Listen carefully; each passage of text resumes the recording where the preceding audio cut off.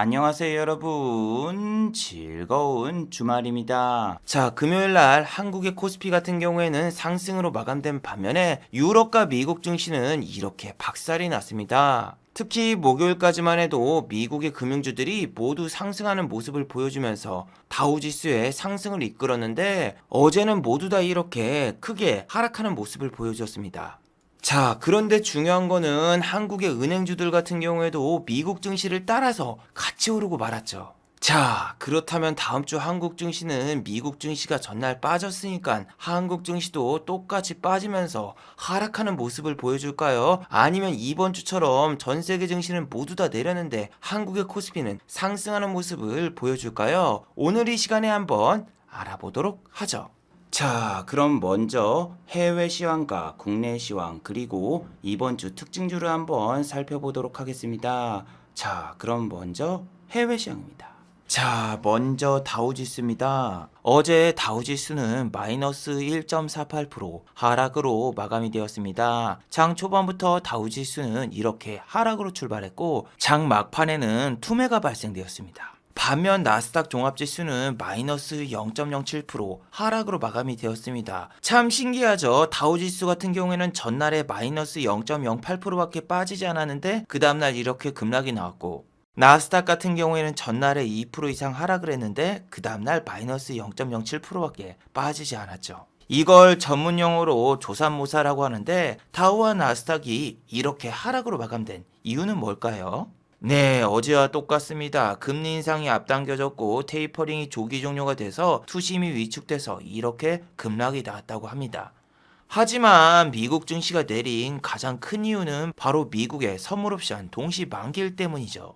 물론 이런 것도 있습니다. FOMC 회의에 참가했던 의원들이 테이퍼링이 끝나자마자 바로 금리 인상을 도입해야 되고 연내에 최소 2회에서 3회 금리 인상을 해야 된다, 이런 발언들을 했는데, 기존 FOMC 회의에서도 금리 인상은 연내에 3회 정도 할 것이라는 이야기를 이미 했기 때문에 그렇게 크게 달라진 포지션은 아니거든요. 아무튼 저런 인터뷰가 나와서 혹시라도 저런 인터뷰 덕분에 미국의 10년물 국채금리가 상승하지 않았을까 살펴보니까 오히려 미국의 10년물 국채금리는 하락으로 마감이 되었습니다. 그리고 전날 크게 상승이 나왔던 금융주들은 일제히 급락이 나왔습니다. 모건 스탠리 같은 경우에는 마이너스 3.16% 하락으로 마감이 되었고, 황금 양말 골드만삭스는 무려 마이너스 3.92% 급락이 나왔습니다.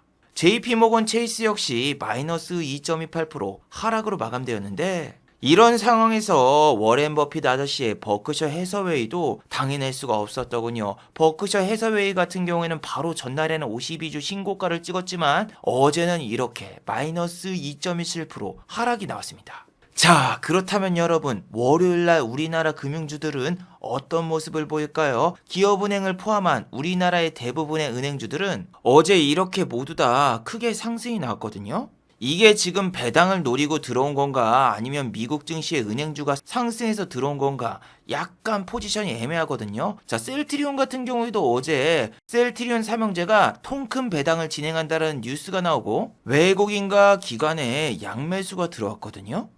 그래서 지금 외국인 투자자와 기관 투자자가 연말 배당 시즌을 노려서 배당주를 집중 매수하는 건가? 이런 생각도 해봤지만, 여러분 지금 이 거래원을 보시면은 우리가 좀 경계해야 되는 인물이 있죠. 예, 바로 우리 JP 모건 형님입니다. 자, 제가 매번 영상에서 소개해드렸지만 JP모건 창구로 대량 매수가 들어오면은 예전에 메릴린치 창구처럼 전날 샀던 모든 주식을 그 다음날 다 팔아버리는 아주 그지같은 습성이 있습니다. 자, 이게 정말 무서운 게 JP모건 창구로 모든 은행주에 수급이 들어와 있거든요. 기업은행도 보시면은 매수 창구 상위주에 JP모건이 떡하니 나와 있고, 하나금융지주 역시 이렇게 보시면은 모건 서울과 JP모건 형님이 이렇게 하나금융지주를 대량으로 매수했어요. 카카오뱅크 역시 JP모건과 JP모건 서울이 이렇게 대량 매수 중인데, 금요일날 코스피 상승을 이끌었던 섹터 중 하나가 바로 은행주인데, 은행주들의 차트가 지금 되게 애매한 포지션입니다. 기존의 고점을 뚫으느냐 아니면 여기서 다시 꼬시고 빠지느냐, 이런 형태의 차트를 가지고 있는 종목들이 대부분입니다. 자, 10월 달에 은행주들이 크게 반등이 나오면서 전부 다 고점이 10월 말이라던가 혹은 11월 초로 고점이 만들어져 있는데 기업은행도 여기서 조금만 더 올라가면은 다시 한번 신고가를 갈 수 있단 말이에요. 설마 여러분 이번 배당 시즌에도 정부에서는 배당을 규제하거나 그러진 않겠죠? 이전에 확진자가 2,000명이 넘었다면서 은행주들의 배당을 제한했던 그런 사례가 있기 때문에 이런 상처를 많이 받았던 개인 투자자분들이 많기 때문에 지금 개인 투자자분들이 은행주를 파는 거죠. 설마 여러분, 에이 설마 정부에서 여러분 또 은행에다가 배당 제한을 걸거나 그러진 않겠죠?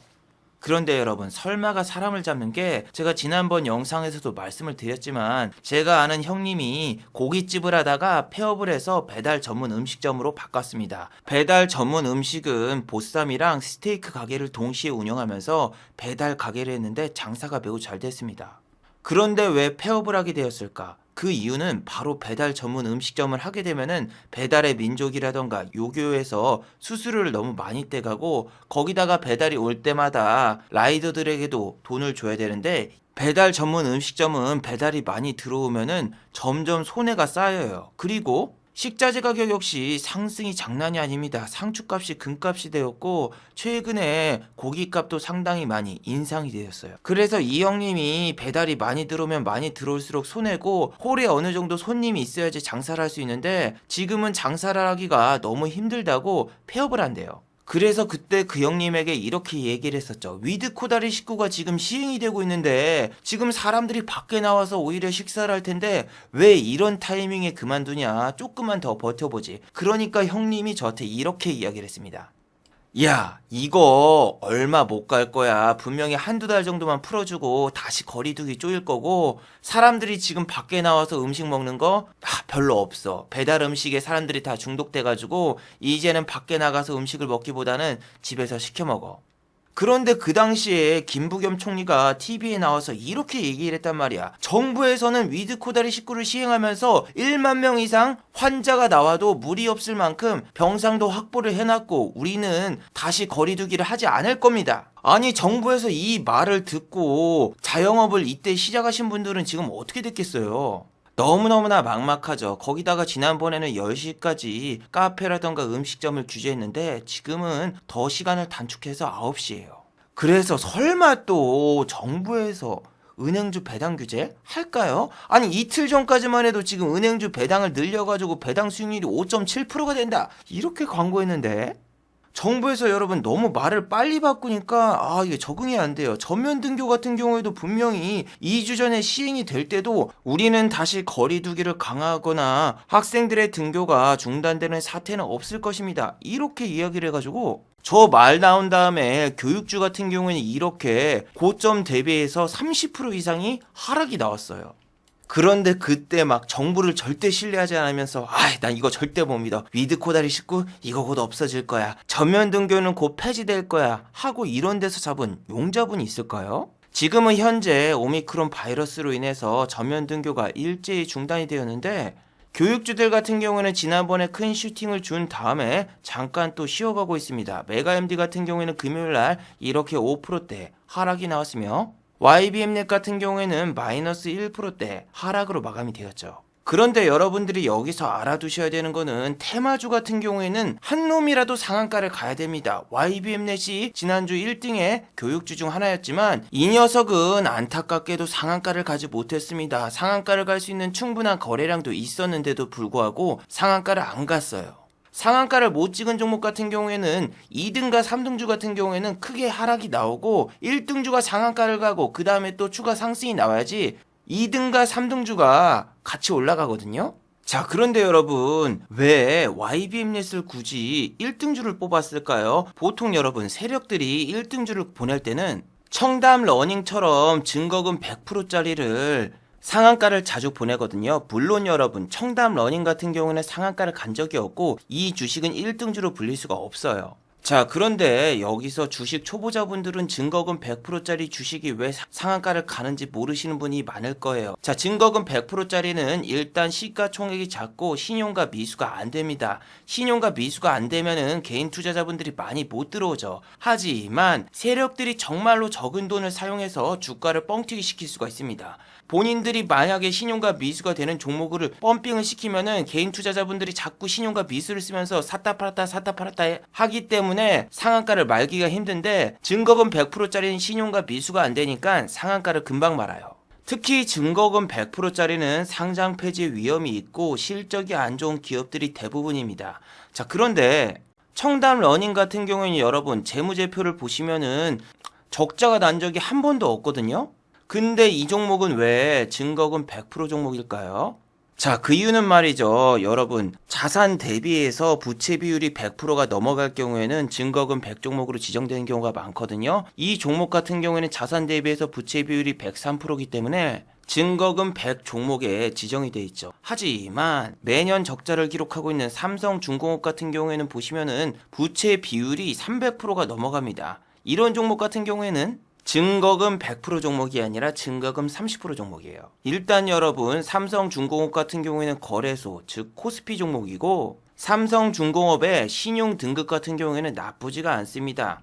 하지만 청담러닝 같은 경우에는 보고서를 보셔도 가지고 있는 돈보다 부채가 더 많기 때문에 삼성중공업 같은 기업과는 완전히 정반대입니다. 그래서 보통 상한가를 보낼 때는 증백 종목을 먼저 보낸 다음에 신용이 되는 2등, 3등주, 증거금 30%짜리, 40%짜리, 50%짜리 이런 애들이 움직이는데, YBM넷이 치고 올라가길래 이 주식은 상한가를 못 가겠구나 이렇게 생각을 했습니다.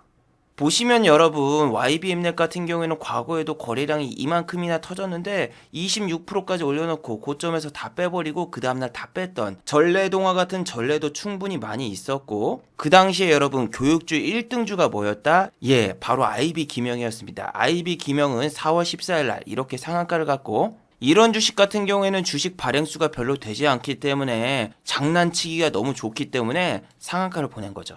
저도 그 당시에는 이렇게 IB기명을 직접 매도를 했었는데, 지금은 여러분 시대가 많이 바뀌어버렸어요. IB기명 같은 경우에는 지금 대장주도 아니고 이렇게 보시면 장중에 16%까지 올랐다가 종가가 플러스 4%로 바뀌었죠. 특히 IB기명 같은 경우에는 일자리 정책 테마주, 윤석열 씨 테마주로 편입이 돼서 지금은 일자리 정책 테마주지 교육주로 보기는 조금 그렇죠. 그래서 전면등교 수혜주인 교육주 같은 경우에는 아직까지 테마가 일정하게 형성이 되지 않았다라고 봅니다. 자, 그리고 여러분, 어제 미국의 전기차 테마주 리비안 같은 경우에는 무려 마이너스 10.26%의 급락이 나왔습니다. 자, 리비안의 주가가 이렇게 10%대 급락한 이유는 올해 생산 목표를 달성하지 못할 거라는 인터뷰 때문에 저렇게 급락이 나왔죠. 최근에 여러분 테슬라가 천슬라가 깨지면서 한국의 전기차 관련주도 상당히 주가가 지지부진하거든요. 큰 주전자, 대주전자 재료 같은 경우에는 지금 보시면은 한 달 가까이 계속 하락이 발생하고 있고, 금요일 같은 경우에도 마이너스 0.40%의 하락이 나왔습니다. 자, 그리고 LNF 같은 경우에도 마에 20만원이 깨지면서 지난주에 마이너스 3.57%의 하락이 나왔습니다. 자, 보시면은 LNF와 대주전자의 하락 시기가 비슷합니다. LNF 같은 경우에는 11월 19일 날 고점을 찍은 다음에 하루 이틀을 제외하면은 지금 한 달 가까이 조정이 나오고 있는데, 이는 테슬라의 차트와 상당히 흡사합니다. 테슬라가 고점에서 일론 머스크의 주식 매도로 인해서 천슬라가 붕괴가 되었고 주가가 계속 지지부진한 모습을 보이고 있죠. 그런데 우리 일론 머스크 형은 주식을 10% 가까이 처분하기로 했는데 아직까지 10% 달성이 되지 않았어요. 이는 전기차주에 더 큰 하락을 예고하고 있다고 보셔도 되죠. 일론 머스크 같은 경우에는 본인이 공약한 10%의 매각의 4분의 3을 달성했습니다. 아직까지 우리 머스크 형이 언제 또 공개적으로 주식을 매도할지는 결정되지 않았지만, 테슬라의 주가가 회복되지 않는 한 한국의 전기차 관련주는 아직까지 암울한 모습을 볼 수밖에 없죠. 자, 그리고 스파이더맨2가 우리나라에서 개봉한 다음에 벌써 150만 명의 관객을 돌파하려는 모습을 보여주고 있죠. 그래서 미국의 극장 관련주인 AMC 엔터테인먼트 홀딩스 같은 경우에는 지난주 금요일 날 무려 19.10%의 상승이 나왔어요. 하지만 유통 배급사인 디즈니 같은 경우에는 주가가 무려 플러스 0.01%밖에 상승이 나오지 않았어요. 원래 여러분 스파이더맨이라던가 어벤져스가 개봉하면은 극장 관련주는 무조건 상승하는 효과를 가져와야 되는데 지금은 극장도 9시까지 제한이 돼버리면서 스파이더맨2를 예매했던 분들은 환불을 해줘야 돼서 오히려 이렇게 극장 관련주는 한국에서는 하락을 하고 있죠. 자, 그리고 여러분 어제 미국의 제약바이오 중에서 노바백스가 무려 11.49%나 상승이 나왔습니다. 노바백스가 이렇게 상승이 나온 이유는 WHO에서는 인도에서 노바백스를 개량해서 만든 코보백스라는 백신을 긴급 사용 허가 신청을 완료했다라는 뉴스 때문에 이렇게 노바백스가 11%대 상승이 나왔어요. 자, 그렇다면은 SK 바이오사이언스 같은 경우에는 지난주 노바백스가 주가가 상승하면서 SK 바이오사이언스도 어제 4%대 상승이 나왔거든요. 그렇다면 다음 주 월요일에도 노바백스의 주가가 상승했으니까 SK 바이오사이언스의 주가도 상승이 나올까요?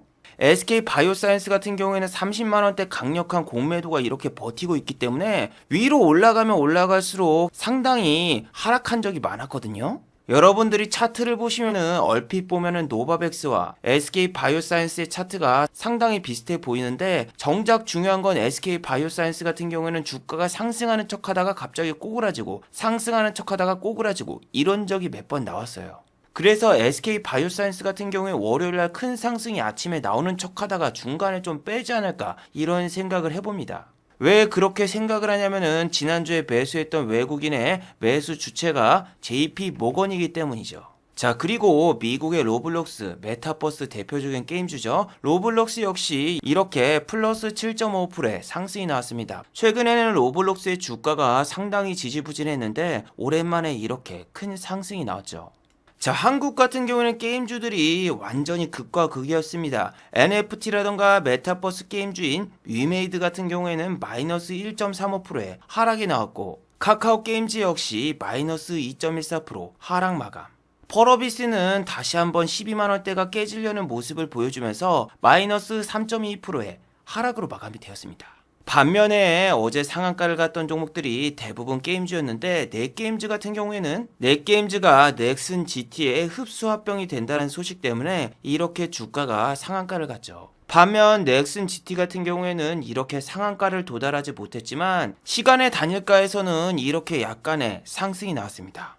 자, 그리고 여러분 게임주 중 하나죠. 킹 오브 파이터즈의 대명사 SNK가 이렇게 점상을 갔습니다. 그런데 점상을 간 이유가 여러분 정말 웃깁니다. 자진 상패로 SNK는 상장 폐지가 됩니다. 아니 여러분 정말 소름 돋는 게 뭐냐면은 1년 전 이 영상을 보시면은 주식으로 사기치는 기업들 이런 회사는 상장 폐지가 될 수 있습니다. 여기서 SNK에 대해서 언급을 했었거든요. 그런데 자진 상장 폐지란 뉴스가 나오는데 SNK는 왜 상한가를 갔을까요? 참 SNK라는 주식이 웃긴 게 뭐냐면은 11월 9일에도 무슨 NFT 사업을 한다고 이렇게 찌라시를 뿌리면서 주가가 이렇게 상한가를 찍었었어요. 그런 다음에 어떻게 됐다? 상한가 간 거보다 주가가 훨씬 더 많이 빠졌었어요.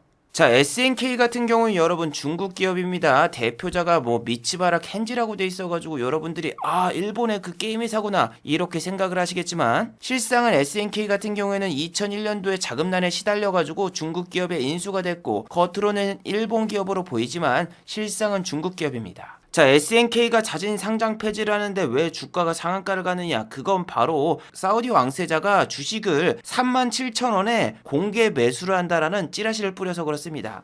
자, 우리나라 같은 경우에는 증권법상 자진 상장 폐지를 하려면은 이렇게 소액주주 보호를 위해서 대주주가 공개적으로 시장가로 매수를 해야 돼요. 자, SNK 같은 경우는 진짜 주식이 쓰레기라고 불릴 만한 게 뭐냐면은 2020년도에 상장을 했는데 배당을 680억을 줍니다. 이게 말이 안 되는 게 매출이 460억이 나오는 회사가 배당을 680억을 줘. 저런 기사를 내보낸 다음에 주가를 지난주처럼 점상을 보냈습니다. 그리고 이렇게 상한가가 풀리는 순간 미친 듯한 하락이 나왔고 주가는 다시 원위치로 돌아갔어. 근데 여러분들이 여기서 알아두셔야 되는 게 뭔지 알아요? 저렇게 찌라시를 띄운 다음에 고점에서 스톡옵션을 행사합니다. 근데 스톡옵션이 가격이 얼마인 줄 알아? 1원이야 1원. 주가 가치가 1원인 회사가 어딨어. 여러분 지금 자진상폐하고 튀는 중국 회사가 정말 많아요. 한국 같은 경우엔 여러분, 자 중국 회사 같은 경우에 한국에 상장을 하잖아요. 그럼 86.7%가 상폐를 하고 자진상폐의 경우는 이 중에서 3분의 1을 차지해요. SNK는 상장되면 안 되는 회사예요. 왜냐하면은 처음에 상장하자마자 감사보고서를 제출을 해야 되는데 감사보고서 제출을 안 해서 처음부터 회사가 불안불안했습니다. 그리고 금요일 날은 점상으로 시작했고 거래가 없기 때문에 여러분 주식을 살 수가 없었어. 이 주식이 막 점상을 가가지고 37,000원까지 막 갈 것 같죠? 갈 수도 있어.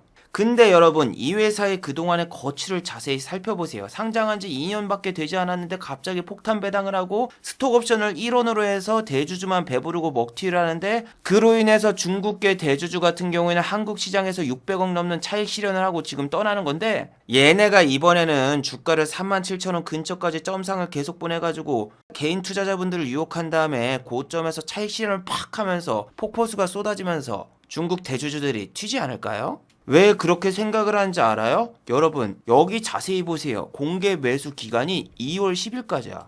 그 뜻은 2달 동안 작업을 친다는 얘기예요.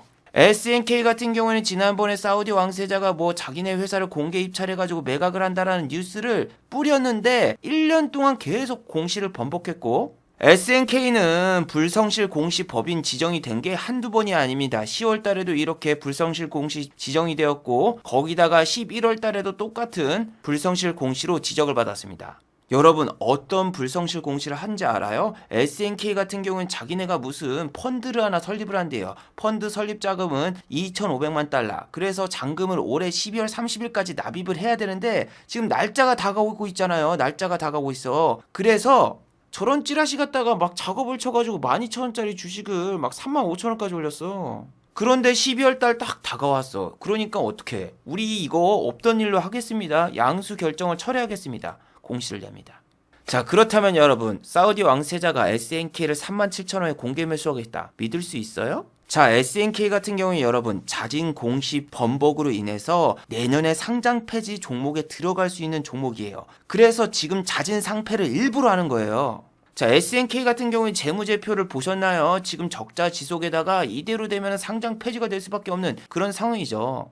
어머 천재님 아까 처음에 우리나라 주식 같은 경우에는 자진 상폐를 할 때 대주주가 95% 이상 주식을 사들여야 된다고 했잖아요. 그렇다면은 대주주가 무조건 95%의 주식을 사야 되기 때문에 이번엔 사기가 아니지 않을까요? 이렇게 생각하시는 분도 있겠지만 아까 말씀드린 내용은 말이죠. 여러분 유가증권 시장 코스피 주식에 해당되는 사항입니다. 제가 말씀드린 거는 코스피 시장에는 해당이 되는데 코스닥 시장에는 권고사항입니다. 여러분 권고사항이라는 거는 그 법을 안 지켜도 됩니다. 법률상으로는 권고지만 사실상 명명에 불복종을 해도 전혀 상관이 없습니다. 자 그럼 여러분 어떻게 될까요? SNK가 막 점상을 계속 가가지고 지난번 이런데 고점까지 왔어. 대주주가 갑자기 막 폭탄 매도를 해. 근데 개인 투자자분들 그 주식 살 거 아니야. 왜? 2달 뒤에 사우디 왕세자가 공개적으로 매수한다고 하는데 이거 사면 무조건 상한가 가는데 이거 주워야지 하면서 살 거 아니야. 하지만 그런 개미들의 생각과는 반대로 사우디 왕세자 공시를 철회시키면서 개미들의 지옥이 시작되겠죠. 진짜 여러분 SNK는 역사에 남을 주식입니다. 스톡 옵션을 나는 1원으로 측정해가지고 그냥 막 뿌리는 회사도 처음 봤고 그리고 또 1년에 400억밖에 못 버는 회사가 어떻게 684억 원을 배당을 하는지 진짜 여러모로 레전드를 찍고 상장 폐지가 되네요. 여러분들 이거는 우리나라에 상장되어 있는 중국 기업들인데 이런 회사를 정말 조심해야 됩니다. 근데 진짜 무서운 게 뭔지 알아요? 이 자료가 2018년도에 만들어졌는데 벌써 상장이 폐지가 된 회사들이 너무 많습니다. 자, 상폐됐지, 여기도 또 상폐됐지. 그런데 여러분 상장 폐지된 중국 기업의 회사들 재무제표는 다 좋아요. 이게 차이나 그레이트 재무제표인데 절대 나쁘지가 않았거든요. 근데 저는 이거를 진짜 상장 폐지될 수 있다고 절대 사지 말라고 계속 유튜브 영상을 만들면서 얘기했는데 와 영상 만들고 3개월 만에 상장 폐지된 거 보고 정말 기가 찼는데 SNK도 결국 상폐되는 거 보고 와 진짜 중국 주식은 건드리면 진짜 죽는구나 이 생각이 듭니다. 자 그리고 여러분 다우와 나스닥이 떡나가면서 이렇게 금요일과 토요일에는 비트코인이 급락이 나왔거든요. 그래서 미국의 업비트라고 불리는 코인베이스 글로벌 역시 이렇게 주가가 마이너스 1.5% 하락으로 마감이 되었어요. 최근에 업비트 관련주, 코인 관련주 같은 경우에는 업비트가 갑자기 또 나스닥에 상장된다, 이런 과거에 나왔던 찌라시 뉴스를 다시 내면서 이렇게 주가가 몇일 동안 올라왔거든요. 아니 여러분, 그런데 저 찌라시가 옛날 거고 아직까지 아무것도 확정된 게 없으면 그냥 대표이사가 투나무도 나스닥에 상장되면 좋을 텐데 뭐 이런 식으로 이야기밖에 안 했다고 공식적으로 밝혔거든요. 그런데 지금 뭐 업비트 관련주들이 이렇게 주가가 쫙 올라가는데, 아니 지금 무슨 배슬기씨 복고 댄스처럼 복고풍이 유행인가요? 아니 어제 영상에서도 이야기했지만 포스코는 지금 무슨 다시 한번 리튬 염호 이야기를 다시 꺼내고 있고, 이젠 하다하다 죽었던 싸이월드까지 부활시켜가지고 테마주들을 움직이고 있는데, 여러분 어제 제가 영상에서 싸이월드가 재오픈한 것 같다라고 말씀을 드렸는데 싸이월드는 재오픈하지 않았더군요. 여러분 설마 이거 사기 아니겠지? 싸이월드 같은 경우에 예전에도 재오픈을 한다 영화관에서 막 광고도 하고 장난 아니었거든요. 일단 올해 초에도 싸이월드 웹 버전이 3월달에 공개된다라고 이야기를 했다가 5월달로 미뤄졌고, 5월달에서 7월달, 그리고 7월달에서 8월달까지 미뤄졌다가 12월달로 연기됐는데 이젠 또 1월달로 연기했어요. 와, 그럼 여러분 월요일날 벅스라던가 다날 같은 경우에는 주가가 떨어질 수밖에 없겠네요. 아니 싸이월드 오픈 시간도 되게 수상해요. 장이 다 끝난 다음에 3시 42분에 공개? 왜 3시 42분에 공개를 해야 되지? 더 빨리 할 수 없었나? 거기다가 여러분 장이 끝난 다음에 한글과 컴퓨터에서는 공시를 냈죠. 한글과 컴퓨터 자기 주식 처분 결정, 자사주 처분 같은 경우는 절대 호재가 아니고 악재인데, 그나마 다행인 게 자사주 처분을 5천만 원 정도밖에 하지 않기 때문에 이건 그렇게 악재는 아닙니다. 그런데 문제는 한글과 컴퓨터는 싸이월드 관련주고 싸이월드가 오픈을 안 해서 시간의 단일가에서 이렇게 마이너스 2.25%가 하락이 나온 거죠. 그리고 여러분 최근에 차트 매매하시는 분들 같은 경우에는 반등이 생각보다 잘 안 나오고, 또 A급 종목으로 취급되는 종목들이 이상하게 반등이 잘 안 나오는 거를 어느 정도 느끼셨죠? 보통 여러분 이렇게 삼운봉이 나온 다음에 이날은 반등이 나와주거나 혹은 9,000원이 깨지면 어느 정도 반등이 나와주거나 그래야 되는데, GH 신소재는 지난번에 이렇게 상한가를 갖고 거래량도 여기서 많이 터졌고, 그리고 이렇게 빠질 때도 거래량이 좀 터졌지만 그래도 거래량이 여기서 더 많이 터졌기 때문에 이 정도 9,000원이 깨졌을 때는 한 번쯤 양봉으로 전환되거나 반등이 나와줘야 되는데 9,000원이 깨지자마자 그냥 지옥행을 갔습니다. 아니 알서포트 같은 경우에도 GH 신소재처럼 이런 데서 한 9,000원 지지해주고 이렇게 올라가주는 게 보통은 좋은데, 어제 말씀드렸다시피 알서포트 같은 경우에는 공시가 시간의 단일가에서 나와버리고 말았죠. 대주주들이 시간의 단일가에서 이렇게 주식을 먹튀했다라는 뉴스가 나오면서 시간의 단일가에서 이렇게 한 번 더 빠졌습니다. 그리고 재택근무 관련이 1등주인 ECS 같은 경우에는 보시면은 6,790원까지는 빠지더군요. 보통 7,000원을 지지해주고 올라갈 줄 알았는데 7,000원을 깨고 여기서 반등이 나왔어. 그래서 반등이 나와서 다음 주 가려나 보니까 금요일날 시간의 단일가에서 또 추가적으로 1.21%가 빠졌죠.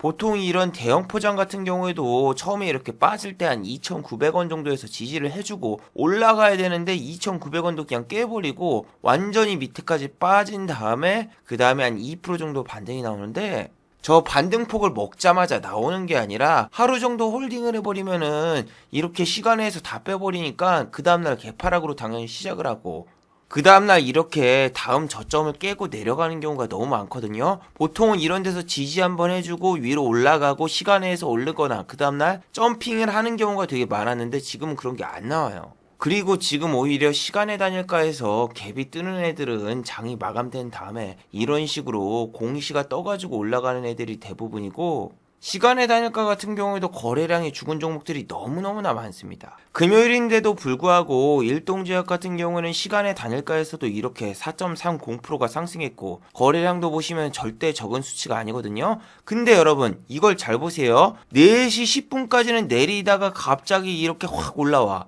근데 그때 무슨 공시가 떴습니까? 4시 10분에 투자 경고 종목 지정. 이런 경우는 보통 투심이 안 좋아서 시간의 단일가에서 내려야 되는데 지금 보시면은 이렇게 이틀 동안 거래량이 너무 많이 터졌고 빠지질 않았기 때문에 뭐 동호회 단타 세력이라던가 그런 애들이 아직까지는 빠져나가지 않았죠. 근데 지금 이 상황에서 투자 경고가 걸려버릴 경우에는 주가 상승에 방해가 될 수 있으니까 일부러 시간에서 저렇게 띄운 거예요. 일동제약 같은 경우에는 매동을 보시면은 검은 머리 외국인도 아니라 이렇게 개인 창구로 들어오는 동호회 단타 세력들이 대부분 매집을 하고 있기 때문에 프로그램 매도가 이렇게 장중에 나와도 별 의미가 없습니다. 보시면 일동제약의 검은 머리 외국인이 가지고 있는 보유율이 10% 미만입니다. 10% 미만인 경우에는 개인 투자자분들이 으싸으싸해가지고 상한가도 말 수 있고 실제로 일동제약이 상한가를 간 날이 12월 7일인데 12월 7일 날은 개인 투자자분들의 이렇게 대량 매수로 인해서 상한가를 갔었죠. 그런데 일동제약이 지금 막 상한가를 가고 급등이 나오는 이유 자체가 정말 말이 안 되죠. 요즘에는 자기네가 무슨 경구용 치료제를 개발하겠다 이런 얘기를 하면 급등이 나오거나 혹은 상한가를 가는데 아니 지네가 임상도 뭐 시작도 안 했는데 경구용 치료제를 내년 4월에 어떻게 출시를 합니까? 아니 식약처에서 그냥 공짜로 승인해 준다고 합니까? 그냥 봐도 말이 안 되고 터무니없는 소리라는 걸 아는데 지금은 한국의 코스피든 코스닥이든 거래량이 실종이 돼가지고 이런 종목마저 지금 저런 찌라시 움직이는 거죠. 자, 마지막으로 한번 정리해 보도록 하겠습니다. 1번, 미국의 선물옵션 동시만기일이 모두 끝났습니다. 미국 같은 경우에는 선물옵션 동시만기일이 있어서 다우지수가 막판에 크게 빠졌죠. 아시아 증시가 대부분 하락을 했고 유럽 증시도 대부분 1% 이상 하락한 가운데 한국의 코스피는 상당히 선방을 하며 오히려 상승으로 마감이 되었죠. 이럴 경우에는 미국 증시가 다음번에 상승을 하거나 혹은 아시아권 증시가 크게 반등이 나올 때 우리는 따라가지 못하고 키 맞추기에 들어간 경우가 많으니까 꼭 주의하시길 바래요. 자, 두 번째, SNK 같은 중국 기업을 조심하시기 바랍니다. 말도 안 되는 배당가 1원짜리 스톡옵션, 거기다가 2년 만에 자진 상패. 이런 건 중국 기업들이 한국 시장에서 한탕에 먹고 튈 때 가장 많이 쓰는 방법입니다. 자진 상장 폐지 시 95%의 주식을 매수하는 거, 그거는 코스닥은 해당이 되지 않고 권고사항입니다. 그리고 첫 공시에서 현재가보다 훨씬 더 비슷한 금액을 제시한 것도 얼마든지 변경이 가능하고 2달 동안 시간을 끌면서 공개 매수하는 것 자체가 매우 의심스러운 상황이니까 이런 종목에 절대로 낚시당하지 마시길 바래요. 자, 유튜브 광고도 끝까지 시청해주시면 정말로 고맙겠고 좋아요와 구독하기도 많이 눌러주시면 정말로 고맙겠습니다. 아, 그리고 또 어제 생방송 전에 저를 후원해주신 정말 고마운 분들이 계셨네요. 네, 제 유튜브 영상 밑에 있는 투네이션 후원하기 버튼을 눌러주시면 저를 후원해주실 수 있는데 아, 제가 착각했네요. 오늘은 후원해주신 분이 아무도 안 계셨습니다. 자, 다들 수고하셨고 즐거운 주말 되시기 바랍니다. 다들 수고하셨습니다.